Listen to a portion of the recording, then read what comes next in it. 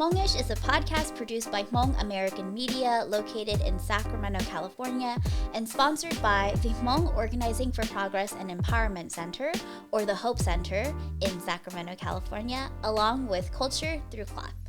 I'm your host, Pachia. And I'm your host, Shoun. And we are Hmong-ish.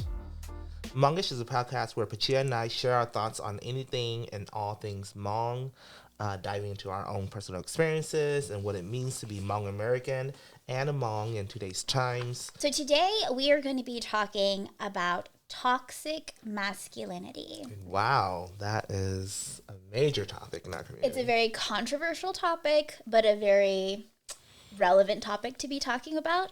It's also just a term that's been thrown around a lot.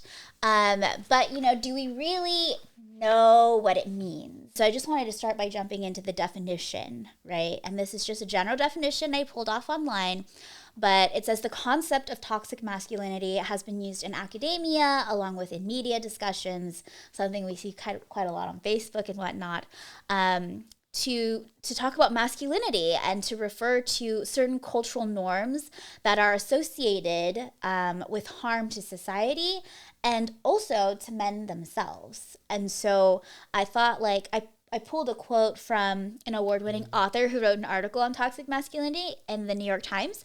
Her name is Chimamanda Ngozi Adichie, and she writes, "By far the worst thing we do to males by making them feel they have to be hard is that we leave them with very fragile egos." And I think that speaks a lot to just my personal experience, seeing how boys and men deal with some of the stressors that society, like parents or elders, put on them, and then how they interpret that and treat women or act amongst one another. And the thing, though, that I want all of us to keep in mind is that toxic masculinity is not just endemic to Hmong people, right?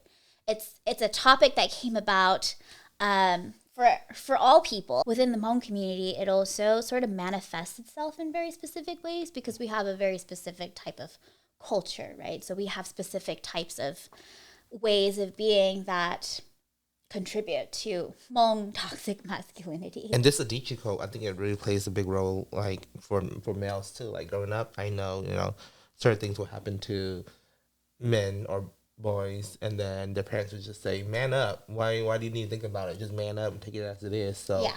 We never get the chance to sit back and articulate or think about the situation, or just to rationalize what happened. Or we rationalize by just saying, "Oh, this happened. I'm just gonna man up." Yeah. But I think that's kind of toxic, because when you grow up and a huge situation happened to you, what do you do?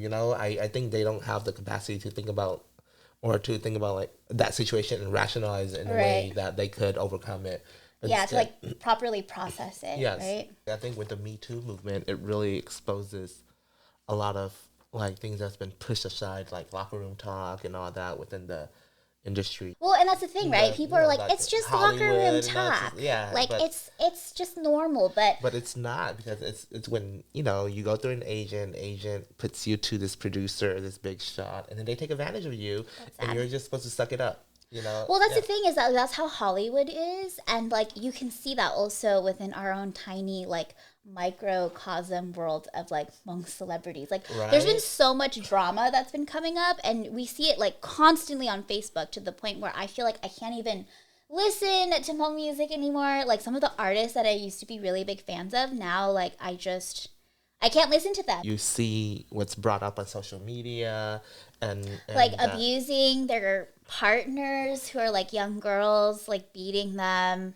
and it comes out, or trying to using their status to private message Yeah. people, and from promising them that, hey, you could be in my music video, but with the intention to date or sleep with them. I think that's something in the Hmong community that's not been addressed for the longest time, and I don't think the Hmong community knows how to address it. When we talk about we're going to talk about toxic masculinity today, and I was like, okay, toxic masculinity, I just thought about men using their power or using what they're taught to a certain way they should act. to, like we're saying, they're taught to act hard, taught to have no feelings, and then because of that, they create toxic environments for people around them. And I didn't realize, I was like, yeah, toxic masculinity, men harm men themselves too. They because do. of this mindset, yeah. They really do. They harm each other because they create these, like, they create this sort of like status quo, and then other men feel like they have to follow that status quo, even if even if they don't necessarily believe it, which corrupts them. Yeah.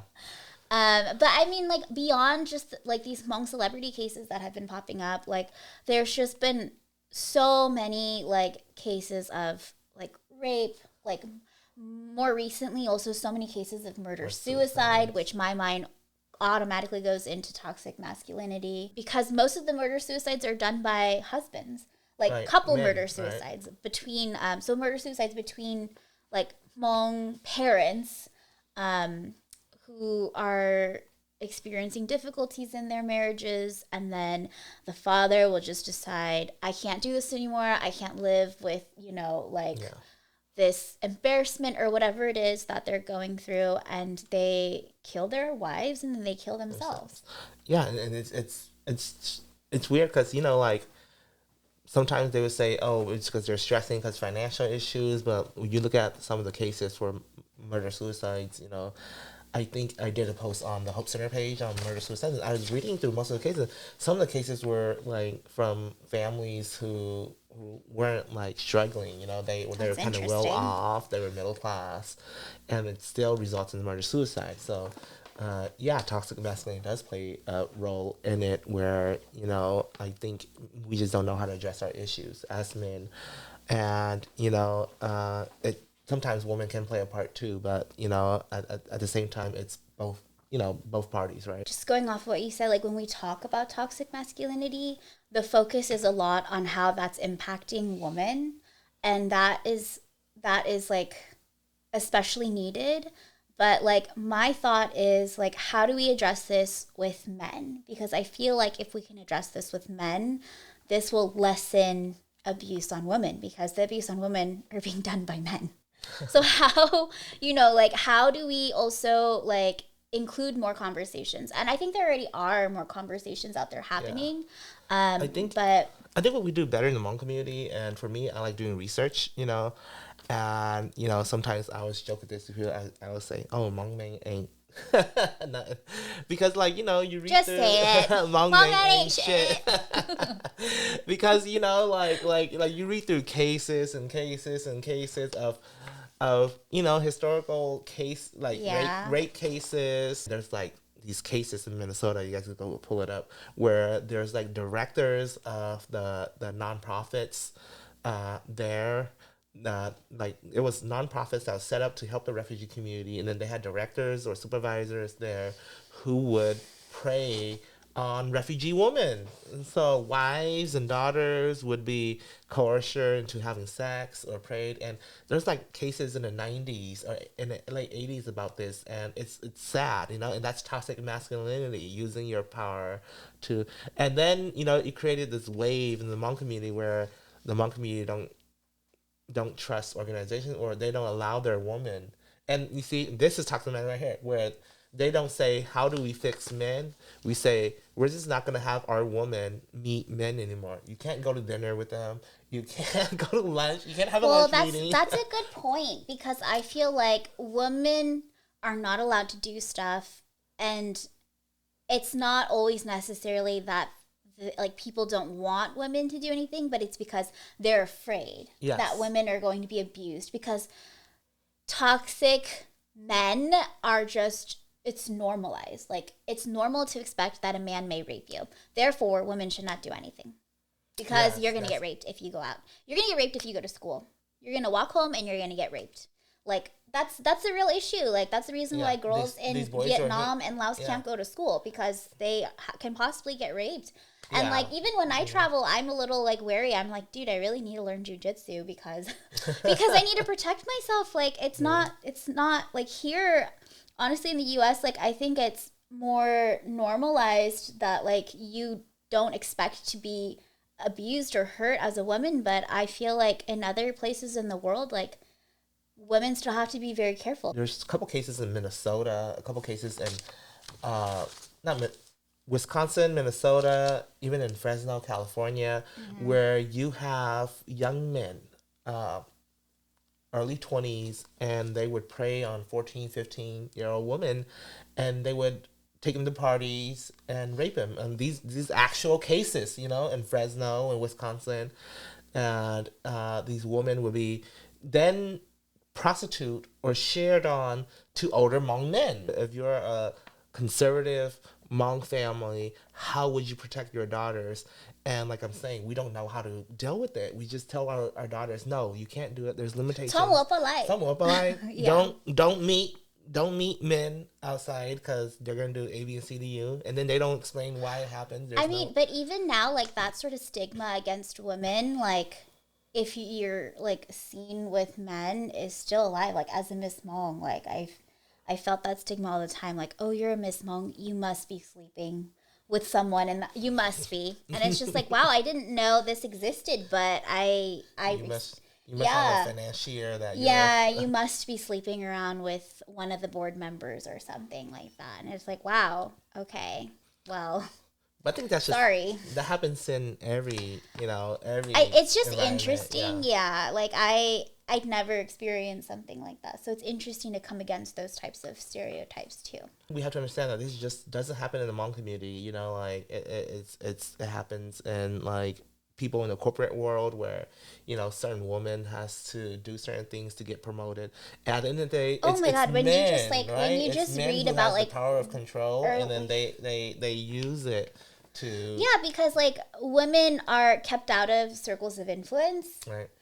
Biologically speaking, like we're not as physically strong as men. That could be the root of it, right? But like regardless, that's always the argument, right? When you talk about toxic masculinity, it's always that, oh, you want men and women to be treated as equal, then why don't a woman carry that 40-pound brick that I'm carrying too? Well, maybe it's not equity, not right, equality. Right? Sorry.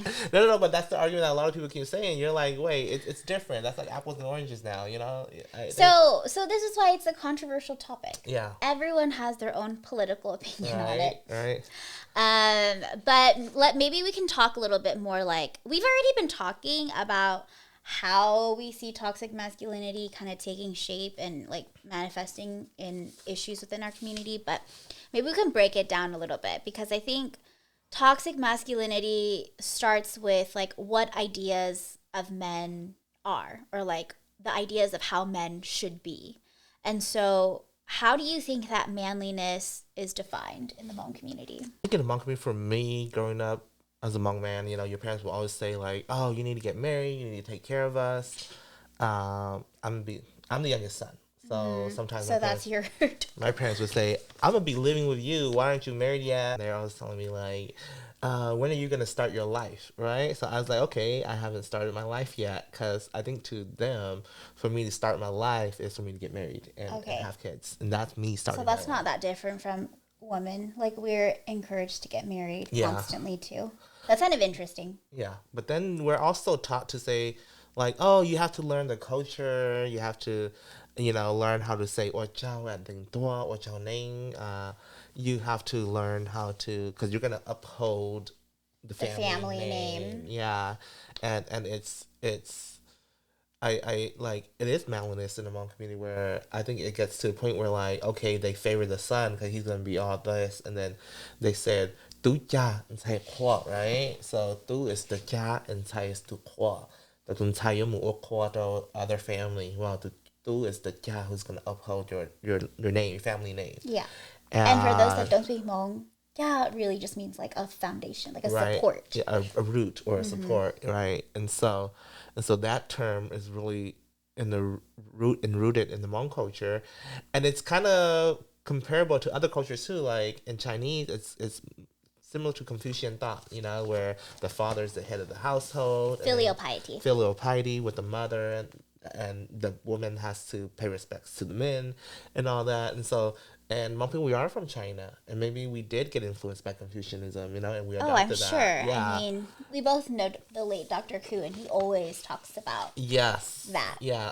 How a lot of our beliefs follow. I would Confucianism very mention closely. issues in the Hmong community. He's like, Sean, think about this in Chinese history. You learn it too, and do a compare and contrast. And I was like, oh yeah, that does make sense, Yeah, but yeah, manliness in the Hmong community is that too. And then I grew up in a low income neighborhood, and I could share about this experience, and when I talked to my sisters, they talked with me too. But like I was born in Marysville, California, right? A white neighborhood. We didn't speak in terms of all that, but then when we moved to North Sacramento to Fossil Heights, right? In elementary school, and you go to school, your parents didn't speak English that well, and the language you were like, what you were reading was different from what the kids were talking about. Like, you learn words like, oh, hoochie mama, ho, bitch, like that In was school? the language. Friends, kids, like that's your environment. That's true. You were exposed to, Right. and I guess people say it's the ghetto, but it's. I guess Well, everyone has YouTube now, so and then kids learn stuff really fast. I had to when I got to college, I had to change the way you speak. Like literally, I would go on to Facebook and look up my stuff from 2000, long time ago, and I was like, wow, I wrote this. I wrote it in this way. I said it in this way, and you're like, okay, is that toxic masculinity too? Because I'm using terms that is it's very degrading and all that, and then it was like. Then when you talk about it to friends, they're like, "Oh yeah, it's just the times, and we change, and just man up. Why you worry about it? You don't need to stress about it. Just live your life, It's the terms you just mentioned, like hoochie mama and stuff like that. Yeah. I mean, it's not used now, but when you were kids, you normalized it. Even. Well, I mean, that's the thing. It's what we saw in media. Yeah. But is it just us in the neighborhood we grew up in? Imagine if we grew up in a different. It's also what the people around us are doing. Right. Yeah. So.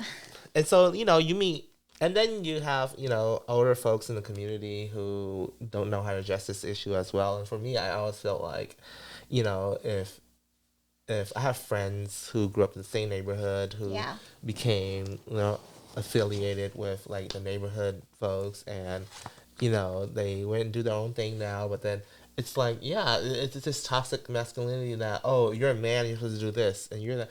And it doesn't have to do with the Hmong culture in a sense, but the Hmong culture plays a big role in it too, because they're putting men, because the families are putting, to me, I feel like the families are putting this value on men more than women. And then when you grow up in American toxic masculinity, right, it exacerbates it even more to a different level. So now So how do you define American toxic masculinity? Because you've kind of already defined the stuff that you are obligated to do as a Hmong man. I think I put it in terms of sports, right? Okay. When you play sports and you get an injury, and then the coach would say, oh, just brush it off. Just walk it off. Just walk it off. It's just minor injury. You're not gonna die from it. And then you being a kid, you'd be like, you just walk it off. There's a confrontation when you're a kid, and boys will be boys, right? That's the term that we use. Boys will be boys. If I do something to another kid and we don't like each other, then they'll be like, oh, boys will be boys. You'll learn to get along. You don't talk about I think my sister used it best. My sister once said, oh, you gotta teach kids to use their words, right? I think we teach our daughters to use their words and explain their feelings and understand anger, But we give a pass to sympathy, boys. and all that. And we give a pass to boy. When boy does something wrong, we just say, oh, boys will be boys. It's fine. We don't tell him okay, you have to express what you did wrong and rationalize it so that you could deal with this issue moving forward. It's oh, he's fine. He's I feel like that's the same for girls in the Hmong community. Sorry, but we don't get to express ourselves either. It's just our role. We just need to do what we need to do. I think that's true too, because I see that And that's toxic masculinity within the Hmong culture. Right there is that they already imposed that on women too. Is that there's defined roles, right? You're perfect, There are, and then a woman's supposed to be a woman, right? 我一读你的这一种 and you're supposed to 这我闹好, right? When woman goes to a funeral, when you go to a funeral home and you're a daughter, they be like, oh, come on, daughter, 5 days, so that they see you 5 days, so they know that you could be a good yeah. And it's like, see, it's already a gender role that it's already like put onto women, but it's like, is it necessary in the 21st century? Yeah, and that's how I see it. You know? Well, I think it's also interesting. Like, I think it's even hard then for like the roles to be like mixed sometimes, right? And I just say this with like bandao because that's my specialty. Like, it's considered traditionally to be a woman's duty, and if you read like any kind of textile study or like cloth study, like not just for Hmong, but many people, like especially in anthropology, I'll notice that like scholars and researchers always kind of have to like denote if it's a male or like a female job, and I'm just like that's really interesting because I don't know, like why do we have to make that why do we have to distinguish that so much? And I guess like in the past it was distinguished a little bit more, and maybe now it still is too, but then I think about like how like there's just this idea of like men can't make bandao, and I don't know how that gets passed on because like I did a workshop for little kids. I think they can. Well, they can, but like it like became really pronounced when I did. They can because in the refugee camps, a lot of men. Yeah. Yes. I was going to. So I'm not saying they don't. My cousin but, refugee camp did. It was an economic reason, and we adopted. Yeah. So that's the case, right? Like it's not always just women, but it's written down that way. Yeah. And so I think it's interesting because it's not like we have photographs or proof that we can look back on to be like, oh yeah, men made it too. But like when I think about how boys are socialized, like I think it's interesting because when I did a workshop for kids on making bandao the other day, like all the little boys were like, ew, no, we're not gonna do that, that's a girl thing. And I was like, how do you know that it's a girl thing? Like, I don't know, but how do you know that this is a girl thing? So it just became interesting, and one of the little boys was actually very interested in it, and he wasn't acting like the other boys. He was really like excited to make it. And it was interesting because then, like, as I started teaching them, I saw the boys sort of changing their like not their bias because they became very interested. And one of the boys refused to do it, but then after like 30 minutes, he was like struggling, and I went over and I saw that he wanted to do it. So I just thought it was very interesting. I don't know. That's why I just think I like studying and teaching bandao, but I feel like in a little tiny way, it can kind of work against toxic masculinity in some ways, right? Because it breaks down barriers that for boys art, to learn. Right? Yeah. We see it as art, and we don't see it as the traditional, like 200 years ago, where the woman creates the clothing and the men. But then, you know, you think about 200 years ago, the men were like chopping firewoods, they were tending the fields, and I guess they were playing security. I don't know, but roles had a place, and now roles are more fluid. Because we have enough like leisure to have fluidity, right? And we shouldn't subject our perspective based on something 200, 100 years ago that it's this person's role to do this or that so it's changing. It's changing. But we need it to change more because I still think we're still holding on to that archaic tendency of thought, like within our Hmong community as well. Well, I think that's a reason why it's hard for people in our community to talk about toxic masculinity, because I think culture is upheld by men. Therefore, if you attack patriarchy or men, then you're attacking culture, and it becomes all enmeshed. And then even I have questions of like, okay, if there's no more patriarchy, like what is Hmong culture? Like I have that question all the time. Like, what is Hmong culture? Story cloths, Hmong women's story. The story cloth is cultured. Language but is cultured. But where does story cloth exist without this whole like communal structure? So when you and I'm not saying it can exist, but I'm just like, how can we my thought is like, how do we make a cultural structure more equitable and more fair for both men and women? Like, that's my question. Is it already? Like, has it been corrupted by patriarchy? Like, I don't know. It's just a thought that I have. Well, there is like, you know, American patriarchy too, like Western patriarchy, Yeah. Corporate patriarchy. There's Yeah. you know, patriarchy everywhere because, you know, there's man and woman, so it's always going to be addressed within. That you're right. How do we make it more equitable within the Hmong community? Because, you know, Hmong culture, we just have to understand. It's already patriarchy. It's already separated like that. So how do we address it? I think the biggest thing that, you know, like people could say, oh, a Hmong woman could be a clan leader too. Yes, but then you'll have the conservative folks thinking and saying, oh, but if it's my daughter, she's gonna be married into a different clan. Then the entire she can't uphold our clan. But then I see guess the my thing is, argument for that is, like, how far away do your daughters move now? right? They're not a day, like 3, 4, 5 day walk away. You don't see them once every 10 years. And I would you see them probably like every other day, possibly. Yeah, and then I would question them too. Sometimes when I have these conversations, I would say, what if we have like a Nya become our clan leader because they do uphold their family, yeah? And then they'll say, no, that can't be done too. Well, that's and then the thought, like, yeah, right? yeah. Like, that's the thought. Is like, a daughter is a daughter, therefore she doesn't have the social standing to become a leader because she's a daughter, and she's not like a mother or something, right? Like that gradual hierarchy. I always use but when you're a mother, then so then you're also not part of the family. Yeah, I was like comparing it to the Chinese, because like if you look at the Chinese Tang dynasty in the 800s, right? Their actually surname was Li, right? And then so one of the emperors married an empress called Wu Zetian, right? And then she eventually outlived her husband.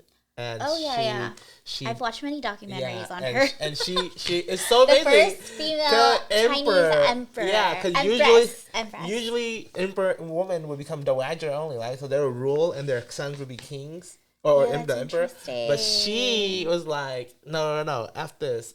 I am the emperor. You know? And it was the first time for like 20 years where China was ruled by a woman, and she created a different dynasty. But then I think it's so big, but the Chinese historians, they wrote it in history as like, oh, she's the worst ever. Oh yeah. She was just watching another YouTube series. Yeah, episode about how women have been rewritten. Yeah, so she's rewritten as the worst ever. She disposed of her husband's family. She became the emperor, and she didn't uphold. She was like a whore. All this stuff. She didn't uphold the basic things they say about bad women.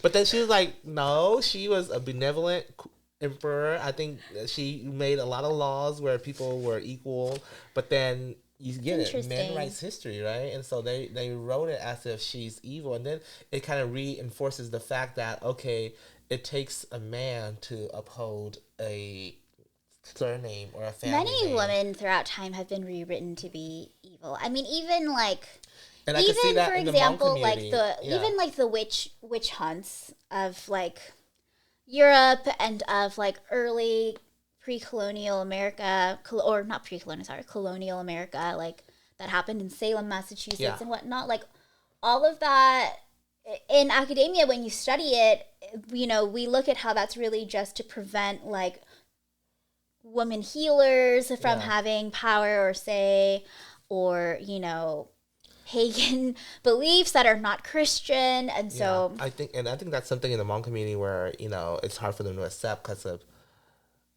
I think it's just years and years and years of the society where, like, you know, and they just can't come to the realization that a woman could uphold or be the jia, you know. I think I had this conversation once with an elder, and I was like, okay, I have a friend who is LGBTQ, right? And she is the dominant counterpart of the relationship, and she wants to marry her girlfriend.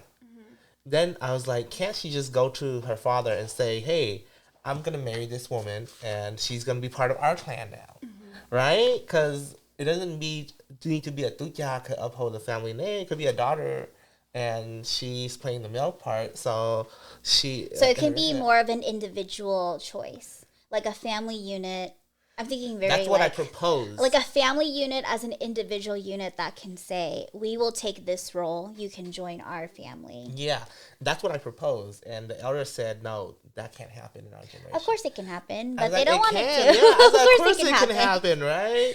So that's, yeah, Yeah. so that's interesting. Like 30 years ago, right? They said, oh, when a daughter goes married, it's so shameful when she comes back. We can't accept her back. And then, you know, But the daughter... you sent that video the other Yeah, day. no, but then they're doing it now, right? We're doing it now. We're like, oh, the daughter can come back. You just need to call, so who need please, I accept them back. That reminds me of when you're a child, and so people will tell you ghost stories so you don't do bad things. So they just make these ghost stories up like, you can't do that. It's not done, but that's just what my mind goes to. Yeah, right? It's been done. That's why I'm saying, like, why do we have different plannings, right? And there's a taboo, right? What happened when there's a taboo in the Hmong community? I know you guys know. When there's a taboo in the Hmong community, right? You who do more power to gay, right? That's why Hmong ya jai blood, right? Hmong li jai bo, Hmong la jai, right? Because there was a taboo in the community like 200-300 years ago or 100 years ago where it was so bad. It was like family vang on vang or something, or yang on yang, tao on tao. And then the Hutu mo pao toa and mo pao mo jay, right? Like, you know, there's mong ta, mong gu, mong va, mong fa, different surnames like that. I was like, okay, maybe that could just be a major taboo in the Hmong community, and it just branch out to be the 19th clan or the 20th clan or the like, even with like our women, right, with LGBTQ and toxic masculinity, like, okay, maybe they just start their own clan, you know, and we just add it in there. Like, how hard is that to accept? Because you guys already accept all these taboo where, like, if you're a yang, you can't eat the heart, right? But I mean, but I think if they eat the heart right now, now, would it be a taboo or not? What do you think? Like, I don't know how many yangs out there have eaten hearts. Like, come on, tell me. I think they're scared. Like, they're literally, I don't want to die. I don't want to take my chances. I know yang guys out there be like, no. And then, like, the vangs, right? You can't have fruits on the table. Did you know that? I've eaten fruit on the table. I'm okay. No snake appeared. Nothing bad happened. No. When you're doing a feast, right? You can't put fruits on the table. Yeah. Well, but okay. So one idea I had, not to like change the conversation too much, is just also like how colonialism affects our like toxic masculinity. And so I think I came across a video the other day about Asian like masculinity and how Asian masculinity in the US is degraded. And I wonder, like, how do you think that affects Hmong men? Because up until very recently, that's been changing, but historically, for such a long time, like in media, for example, like Asian men have just been made out here in the US to look like more feminine, not as masculine, therefore like weak. And so there's this widely held belief that like Asian men are just inferior to white men because they're not as masculine. And I wonder, like, how do you think that affects Hmong men, or does it? I think it does. It has a profound impact on the community because I really don't know. I mean, because I grew up, I guess, a little more privileged than most folks. So I do see that, you know, as Asian Americans, it affects all Asian Americans, and we fall in that category too, you know, where Asian men are expected to be like the ITs and the funny guy or the comedic relief, or, you know, like, that's interesting. Yeah, because, like, you know, when white people think about, oh, how do we dress up as Asians for costume, right? They would wear, like, the Fu Manchu outfit, and then they'll have, like, the beard, the Chinese thing, the villain guy. You know, like, all the tropes that right? Abercrombie like, put on their shirts. Like, nobody wants to, there is no, like, male. You've all seen that documentary on Netflix. There's, like, no Brad Pitt or no in the male community. But then, and I think that happens overseas, too, you know? Like, in Thailand, I was watching, like, the Thai commercials, and they would feature, like, the Hmong comedians who look really silly, and I was like, that's interesting. I've never seen like, that stuff. It's like, is that the best? Well, I guess, like, aside from just like Asian men being feminized in the U.S., I I guess that makes me wonder then just like the greater effects of racism and how that has had an effect on toxic masculinity within the Hmong community. Because Hmong men, we're Hmong and we're, we experience racism and we've lived in poverty for generations. So we have that sort of embedded in our whole life. Yeah. Or our whole life existence. and like previous generations. Yeah. And so our whole existence. So it's the generational trauma is it almost feels like an extra stressor on men being like the head of household and also having to like take care of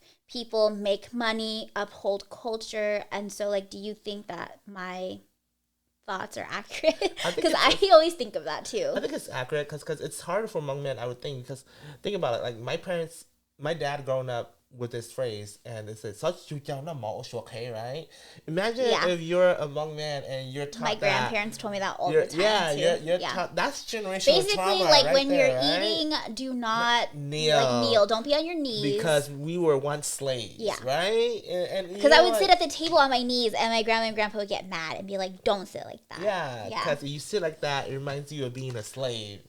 And then you're like, what? Like, that's generational Is there trauma. like written records of our enslavement? I want to know. We were serfs. So we were enslaved, so we were indentured servants. Yeah. So indentured so servants. I think like the Yi minority and there's even that really old Hmong movie from Vietnam where Tu Zineng had to go I remember. Oh my gosh. Yeah, so indentured servants we probably but like the Ma, right? The Yi society, they practiced the slave society. Interesting. And back then, and it just got eradicated in like 1945 once China became that. Wow. And so when the Hmong moved to Yunnan, these are things we need to know about. Yeah, when That's crazy. When the Hmong moved to Yunnan, that was Yi territory, Ma territory. So right? And then we were in the other story, the maybe some of us might. We need an episode on this kind of Hmong history because it's true. Like there's all this stuff that is embedded. For example, I study clothes, like in our clothing that talk about how we were enslaved, but it's like, where are the records to show like when this happened? Like I don't know. And so that's interesting. I think there's records saying we were serfs, but I don't know how they were treated as slaves. But there are records to show that, if you read Samuel Pollard's biography, Samuel Pollard was a 1800. He's the one that wrote that book. Yeah. About the meow, right? Samuel Pollard. He wrote a couple books. Yeah. Yeah, but in his biography, he wrote how like he would have to go save the meow from the landlord who had chained them up, beat them, and try to kill them. Yeah. And so we were always living in constant fear. Like, yeah. And so that's why we went and lived in the mountains, where we found freedom. I guess you could say we're the ultimate libertarians where we don't. Which is so sad. But then, I think with that trauma being passed down to now actually enhanced the Hmong patriarchy because when they're living in fear like that, I think it did. Because when we got to Laos, we started holding on to power. And, a lot of Hmong men, clan leadership. Like, people don't know, the 18 clan, you sing that, it was created by General Ving Pao in the 70s, in the refugee camps, Vinai, because it was the first time that all Hmong's last name congregated in a big area and they didn't know how to deal with each other. So they had to create some kind of new system. They created the 18 clan. Well, that's where I'm hopeful. Because when time calls for it, new systems can be created. So I'm constantly thinking, like, what's the new system? That's why my question was to the elders, what was there before the 18 clan? And nobody could tell me what was there before the 18 clan. Like, we didn't have a clan because people were so... But maybe back then it was literally just the clan system because people were... And marriage that interconnected people. There was no grouping. Like, Vinai was the first time in forever that so many people from Laos were congregated in one area. So it was like a whole new world. Yeah. And so, so I was like, maybe, what they had was more peaceful than the clan system we have now. I don't know, or maybe we could fix the clan system now so that it could be more respectful towards women. But, sometimes I'm a radical and I might say, like, we need to go away with all of it. But then I don't know. I mean, there's nothing wrong with saying that.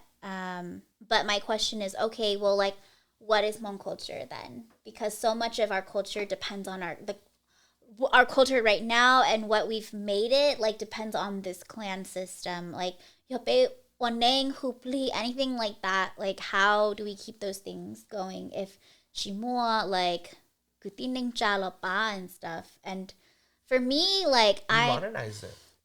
How? I'm thinking, How do you modernize that? You cater food from a restaurant. From a Hmong restaurant. Well, I mean, okay, so this is my thought, right? Like, Jinona, you don't need to go to your grandpa to find a shaman. Now you could just call up the shaman organizations or like go on Facebook and find a shaman on Facebook or something like that. You get pushback on that too. Like, why? Like, I asked one of my elders about that, and they're like, "Oh, those are the fake names, and you need to find the real name." And I was like, and so there's like, but then the thing is, well, like, how do you define what's real and what's not? So that's the thing. Opinions change from family to family. Right? I think among us younger folks, like it's totally like normal because we connect with someone we're watching on YouTube, right?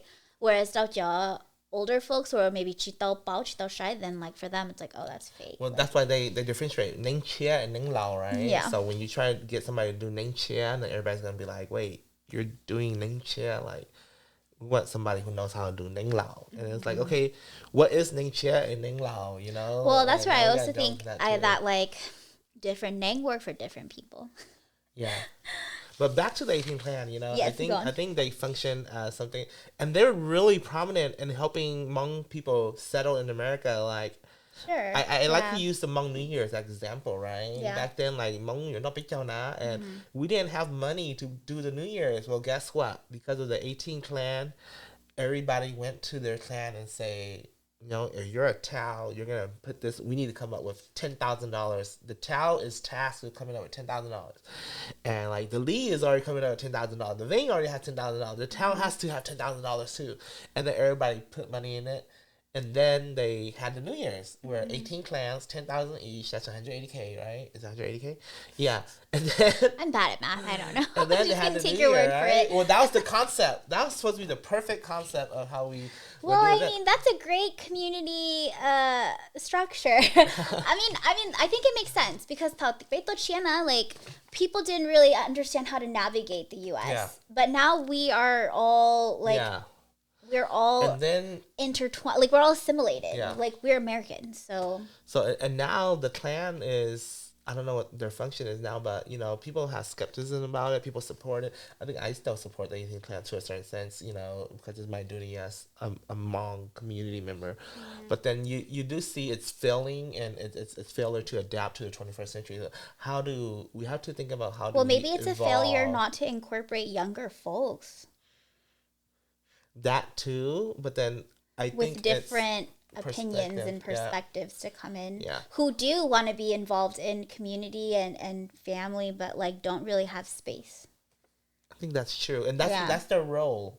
You know, like the 18 clan was created for, I think, to solve Hmong issues who doesn't have that familial support. Like if you're a Tunjua, you know, you don't have Tao cousins.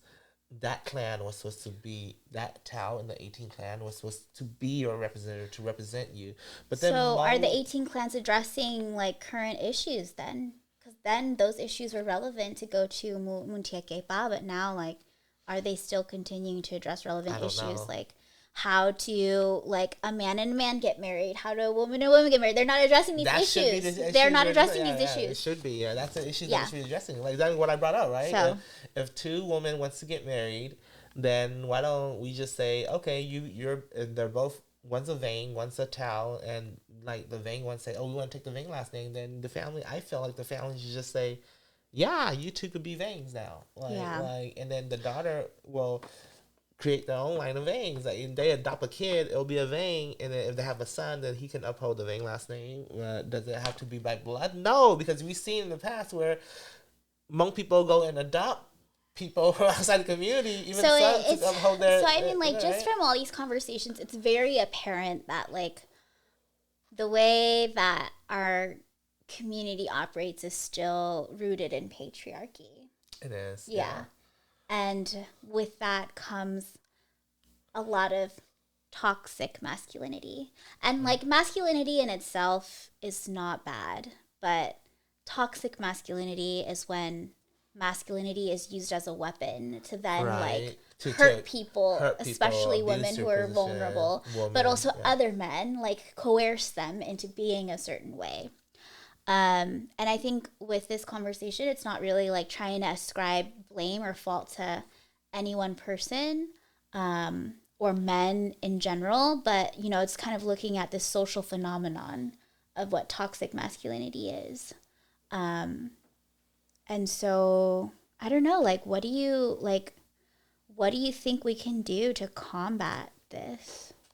I think, we have to change the Hmong culture or the Hmong system where it's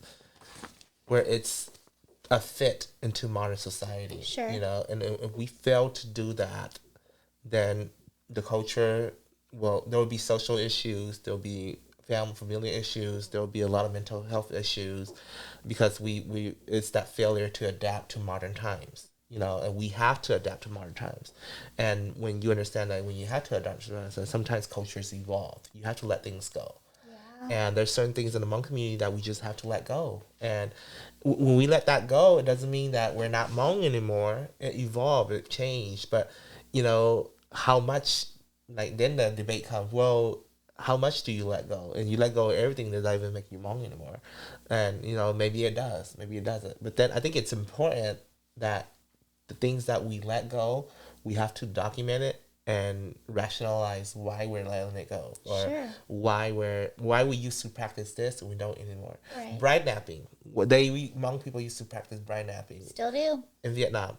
Why? My friend was bride napped here in the U.S. We See? still do. Sorry, See? it's not a lie. So see, we don't.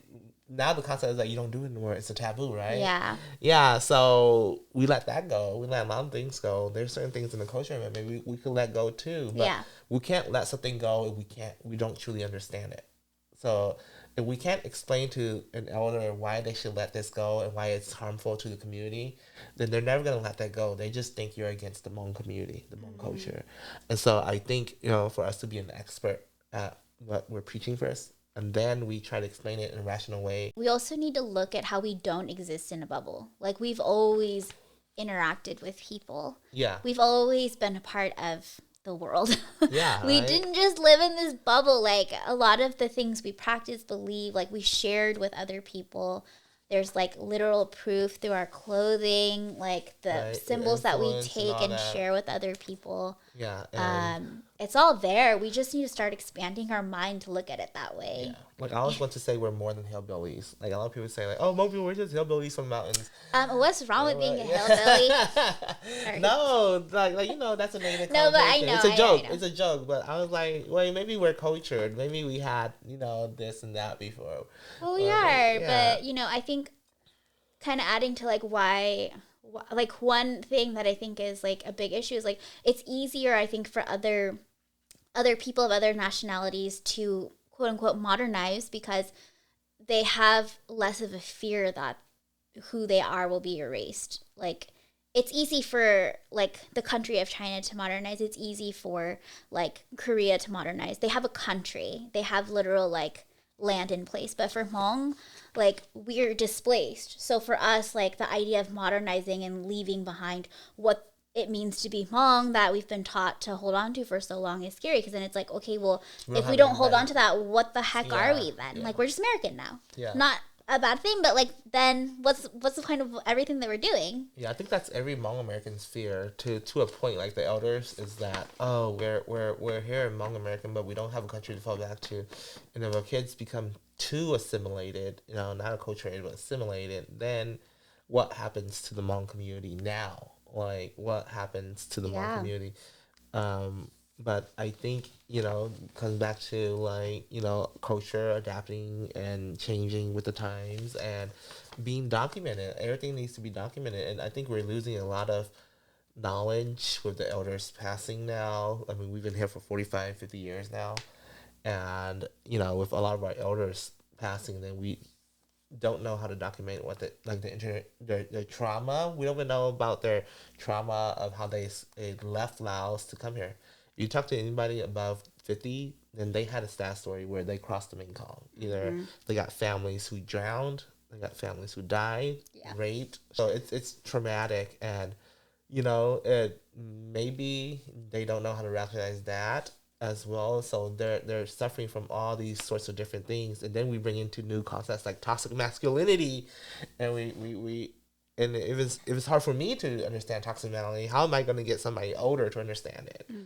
And so it's a tough task, but I think we need to talk about it. We need to get awareness so that this conversation gets... Well, it's something to learn how to talk about more for the next generation too, I think. And we need to be able to express ourselves. I think in the Hmong community, we don't have the ability to express ourselves in a way so that we could move things along in a positive discussion or public policy or advocacy, and one of the things that, I see is the Hmong community, we don't have programs to help the Hmong community. Like, think about it. We all of our elders are on SSI. They should have VA benefits.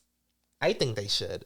But when you bring it up, then people's like, well, they didn't serve the American Army. We served directly under the CIA. We were called Special Guerrilla Unit. So literally, we were American citizens, but we were America's Army. So shouldn't that entitle us to VA benefits? And, Hmong people don't realize how sad it is that we finally got full military recognition, and Trump signed it in like 2017 or 2016. But that was like 45 years after the fact. Everybody's dead. And that doesn't hurt the budget of the Army anymore to do that, because who could qualify for that? Yeah, brings up a whole and so like issues. Why aren't these discussions being talked in our own community? Why aren't these elevated? Why aren't these being advocated? The state, Congress, these should be issues that we're talking about. Instead, in the Hmong community, we're talking about Mong Dai Mong Meng, a rock. A rock?